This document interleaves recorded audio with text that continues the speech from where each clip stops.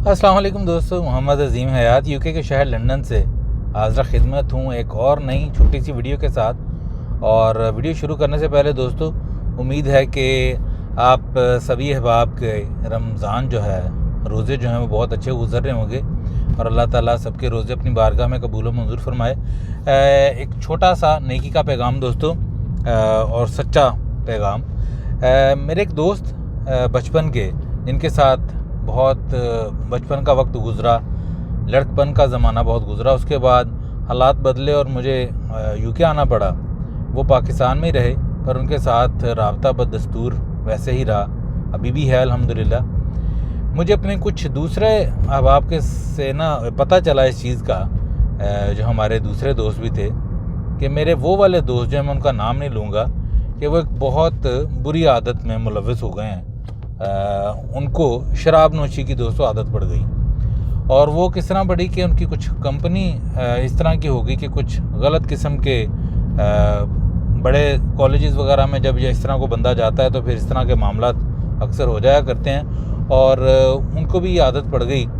और आदत कुछ इस तरह की नहीं थी दोस्तों कि बहुत ज़्यादा वो को पीते पिलाते थे या रेगुलर ड्रिंकर थे। वो इस तरह था कि फंक्शन वगैरह पे, शादी वगैरह पे, जो कि इंतहाई एक अफसोसनाक ये भी चीज़ है, ये भी अलमिया है दोस्तों, कि आजकल सब सारे तो नहीं पर बहुत से शादी ब्याहों में इसको फ़ैशन के तौर पर, खुलेआम तो नहीं पर बाद में जो है वो दोस्त हजरात जो हैं वो इसको शुगल मेले का नाम देते हैं और इस बुरी आदत को अपनाते हैं। बहरहाल वो भी जो है इन किस तरह शादियों पे इनका जो है वो सिलसिला जारी हुआ।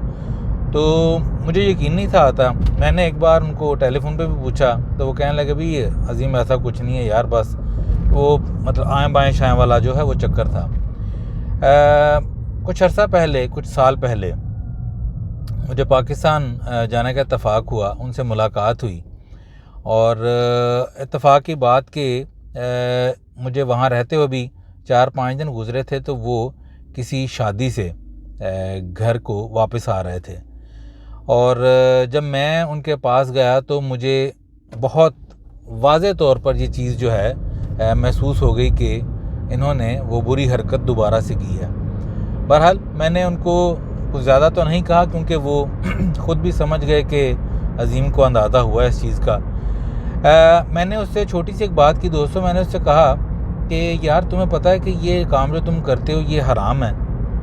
तो कहने लगा, यार अज़ीम अब बात ये है कि हराम तो है, पर यकीन करो कि ये जो अल्कोहल, ये जो शराब मैंने पी है ना, इसमें सिर्फ 1.5% जो है इसमें अल्कोहल है, और बाकी ये मतलब बस एक खुशगवार सा एक जूस ही था। मैंने उसको कहा, यार बात ये है कि हमारे मज़हब में जब किसी चीज़ को हराम कहा जाता है ना, तो हराम का मतलब है हराम। हराम में ये नहीं हो सकता कि छोटा हराम है या बड़ा हराम है, हराम तो हराम है। तो मैंने उसको यहाँ तक भी कहा, मैं कहा यार अगर अल्लाह माफ़ करे तुम्हें कोई सूअर खाने को कहे तो क्या तुम खा लोगे? तो वो कराहत सी करने लगा। तो मैंने कहा यार इसी तरह ये मतलब, बहरहाल वो समझा नहीं इस चीज़ को। तो मेरे जहन में एक मिसाल थी छोटी सी, मैंने कहा वो किसी वक्त जो है इम्प्लीमेंट करेंगे और देखेंगे शायद इसको कुछ समझ में आए। तो हुआ इस तरह के दोस्तों, कुछ से अरसे बाद जो है ना वो हमें दोस्तों को दावत पे जाना पड़ा। एक दावत यही थी कि किसी दुकान पे हमने खाना पीना करना था और बस इस तरह चाय वगैरह पीनी थी। तो खाना वगैरह खा लिया, चाय का ऑर्डर दिया, तो वो जो है अपने लिए उनको सिगरेट नोशी की आदत थी, वो सिगरेट लेने साथ वाले खोखे पे गए। वापस आए तो चाय वगैरह पी उन्होंने। तो मैंने उनको कहा, यार तुम्हें पता है कि तुम्हारी चाय के कप में फ़लाने ने, मतलब दूसरे दोस्त ने थूक फेंका है। वो यकीन करें कि वो इतना उसको ये हालांकि ऐसा कुछ नहीं था, वो बहुत उसको कराहत आई, यहाँ तक कि वो बिल्कुल आप कह सकते हैं कि 99% वो क्या करने के करीब था, और पर बचत हो गई। उसके बाद उसने वो चाय फेंक दी। तो मैंने फिर उसको कहा अलहदगी में, मतलब किसी के सामने नहीं, मैंने उसको कहा कि अब मुझे आप ये बताओ कि थूक फेंकने से देखो हराम हो गई या जिस तरह भी मामला है वो पीने के काबिल तो नहीं रही।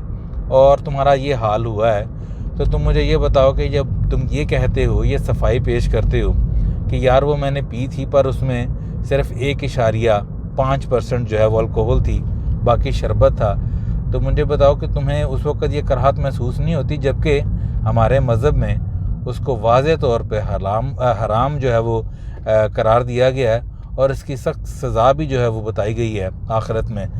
दोस्तों आप यकीन कीजिए, कहने की बात नहीं है, अल्हम्दुलिल्लाह अल्हम्दुलिल्लाह उसको जब मैंने ये मिसाल बताई तो वो इतना नादिम हुआ, इतना शर्मिंदा हुआ दोस्तों वो, कि उसने ना सिर्फ मुझसे वादा किया और मतलब सिर्फ कहने की हद तक नहीं, उसने वो वादा निभा के दिखाया दोस्तों।